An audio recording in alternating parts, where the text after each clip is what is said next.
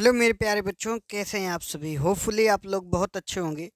प्यारे बच्चों, आज की क्लास में हम लोग पढ़ने वाले हैं सामाजिक विज्ञान 2025 का पेपर, जो आपके बोर्ड में आने के बहुत चांसेस हैं।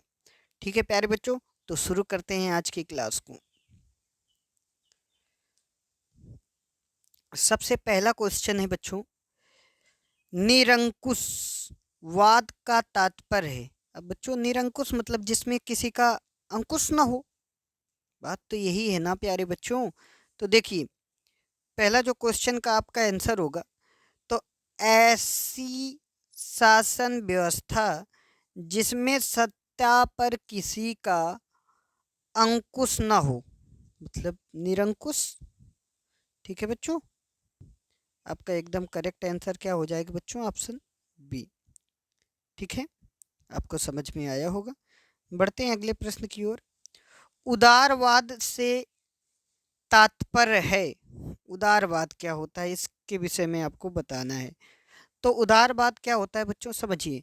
व्यक्ति को स्वतंत्रता तथा कानून के समझ समानता, उसे कहते हैं उदारवाद से तात्पर्य। वही होता है बच्चों उदारवाद। ठीक है, आपको समझ में आ गया होगा। ये आपका सही आंसर हो जाएगा, ऑप्शन सी।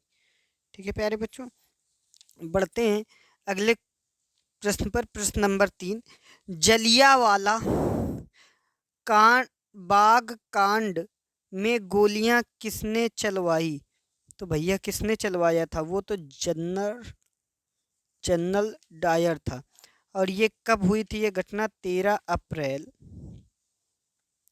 अप्रैल 1919 में जलियांवाला बच्चों कांड हुआ था, 13 अप्रैल 1919 में। अगला क्वेश्चन है बच्चों, जर्मनी के एकीकरण में प्रमुख भूमिका किसकी थी?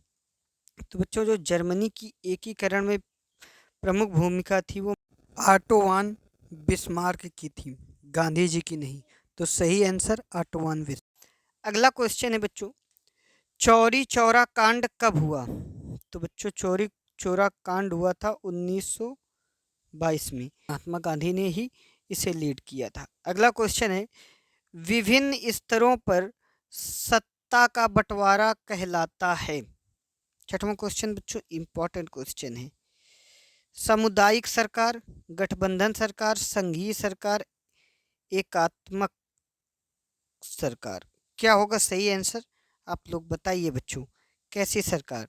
तो सर, ये तो हमने स्कूल में पढ़ा है कि संघीय सरकार होता है सर, ऐसे करके। ठीक है बच्चों, हिंदी किस प्रकार की भाषा है? तो हिंदी जो बच्चों है वो राज्य भाषा है। कैसी भाषा है? राज्य भाषा है। अगला क्वेश्चन है प्यारे बच्चों, संविधान के माध्यम से महिलाओं का प्रतिनिधित्व सुनिश्चित किया गया है। अब किसमें किया गया है ये आपको बताना था। अच्छा क्वेश्चन है, आपके लिए इम्पोर्टेंट क्वेश्चन है। तो बच्चों, इसके लिए सही आंसर हो जाएगा स्थानीय निकायों में। स्थानीय निकायों में। अगला प्रश्न है बच्चों, नेपाल में राजतंत्र की समाप्ति हुई। कब राजतंत्र की समाप्ति हुई थी? 2008 में हुई थी। ठीक है प्यारे बच्चों, अगले प्रश्न पर बढ़ते हैं। भारत में केंद्र शासित प्रदेशों की संख्या है। तो बच्चों, 8 केंद्र शासित प्रदेशों की संख्या है। बीच में 9 हुए, फिर से 8 हो गए। आगे बढ़ते हैं अगले क्वेश्चन पर। हरा सोना निम्नलिखित में से किसे कहा जाता है? तो बच्चों, प्राकृतिक वनस्पतियों को हरा सोना कहा जाता है। ये तो बच्चों आपने बहुत पहले पढ़ा होगा।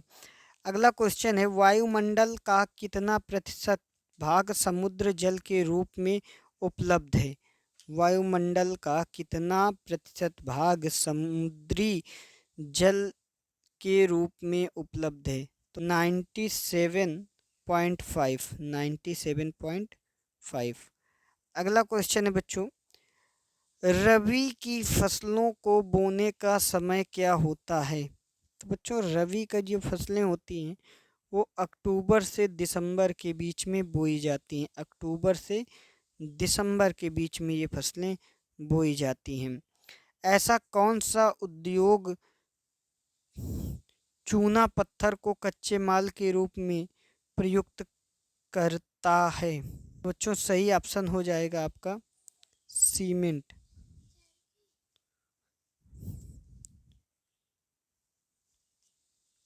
अगला क्वेश्चन है, निम्नलिखित में से कौन सा आधारभूत उद्योग है? आधारभूत उद्योग हैं। तो बच्चों वो उद्योग होते हैं, आधारभूत जो उद्योग हैं वो लौह इस्पात, लौह इस्पात। सूचना का अधिकार अधिनियम कब पारित हुआ? ये बच्चों आपके बोर्ड एग्जाम में क्वेश्चन पूछा गया और बहुत ही इम्पोर्टेंट क्वेश्चन है, तो आप इसे ज़रूर से ज़रूर याद कर लीजिएगा, क्योंकि आपके पेपर में भाई यही क्वेश्चन तो हैं जो आते हैं। तो बच्चों वो कब था? अक्टूबर 2005 में। ठीक है। अगला क्वेश्चन है, भारत में आर्थिक उदारीकरण की शुरुआत कब हुई? तो आर्थिक उदारीकरण की बच्चों शुरुआत वर्ष 1991 में हुई थी। अगला क्वेश्चन है, विकास का महत्वपूर्ण घटक है आय, औसत आय, राष्ट्रीय विकास, उच्च विकास। ये भी बच्चों क्वेश्चन इंपॉर्टेंट है, इसके लिए होता है सही आंसर औसत आय। विकास का महत्वपूर्ण घटक है औसत आय। अगला क्वेश्चन है बच्चों, जब एक देश में एक स्थान से दूसरे स्थान पर व्यापार किया जाता है तो उसे कहते हैं, तो उसे बच्चों कहते हैं आंतरिक व्यापार। आंतरिक व्यापार, तो उसे बच्चों आंतरिक व्यापार कहते हैं। अगला क्वेश्चन है बच्चों, शिशु मृत्यु अनुपात निकाला जाता है 1000 जीवित बच्चों पर। 1000 जीवित बच्चों पर। ये बच्चों सारे इंपॉर्टेंट क्वेश्चन हैं, आप इनको तैयार करिएगा, अच्छे से याद करिएगा। और अगर आपकी कोई भी क्वेरी हो तो प्लीज़ कमेंट बॉक्स में कमेंट करके ज़रूर बताइएगा। मिलते हैं आप सभी से अगले वीडियो में, तब तक के लिए जय हिंद, जय भारत।